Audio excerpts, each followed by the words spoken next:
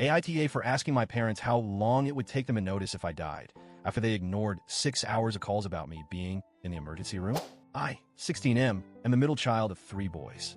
My older brother is only 10 months older than me, 17M, and my younger brother is 2 years younger, 14M.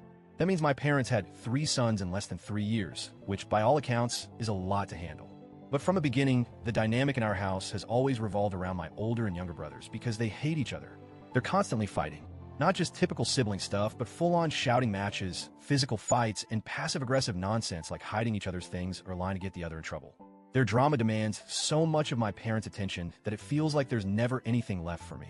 And the worst part is my parents have used that as an excuse for everything. We're just so overwhelmed. Your brothers are so much work, you're the easy one. And for a while, I accepted that. I was quiet. I followed rules.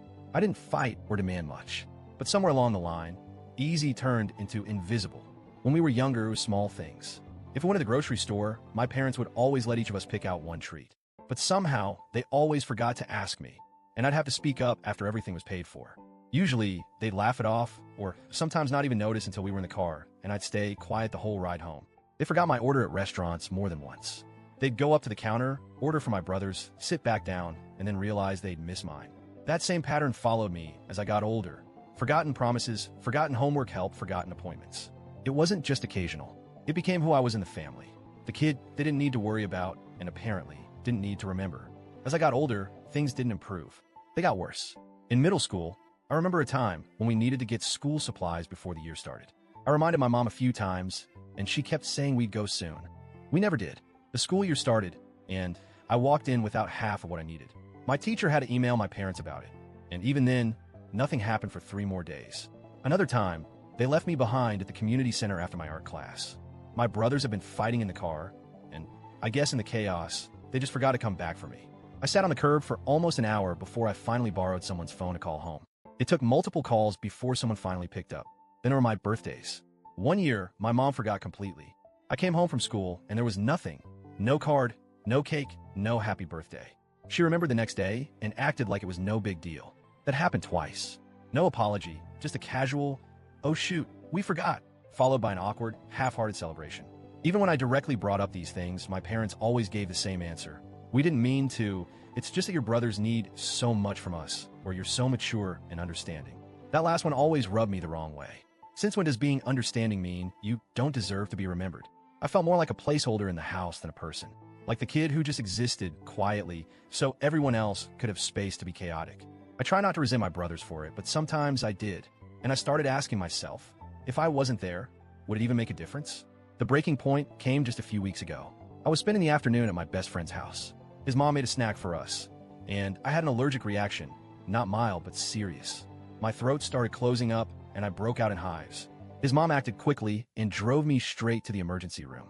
On the way there, she called my parents using her phone. No answer. She tried my phone, which had been in my pocket, and was blowing up with missed calls once she retrieved it. Still nothing. She kept calling while I was being admitted. She called every 30 minutes, then every 20, then every 10. Nothing. My parents weren't at work. They were home.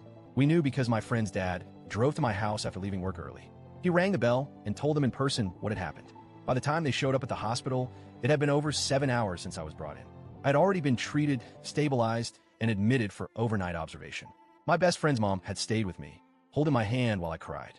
The nurses weren't supposed to allow that, but I was so upset, so clearly shaken, that they made an exception. When my parents arrived, they acted concerned, but it felt forced. Their voices were soft, their hands were gentle, but none of it landed. I told them to go home. I didn't want them there. I didn't want to see them. And honestly, I didn't want to be around people who only showed up when someone physically knocked on their door and said, "Hey, your kid is in the hospital." The next morning, they came to pick me up. Things were weird in the car. Quiet. They kept checking in on me, but I didn't say much. The damage had already been done. About a week passed. My parents tried to act like everything was fine, like their one visit to the hospital had erased everything that happened before it. Eventually, they sat me down and said they wanted to talk and apologize. I said, "Okay, but it's hard to believe it means anything." They looked at me confused, so I kept going.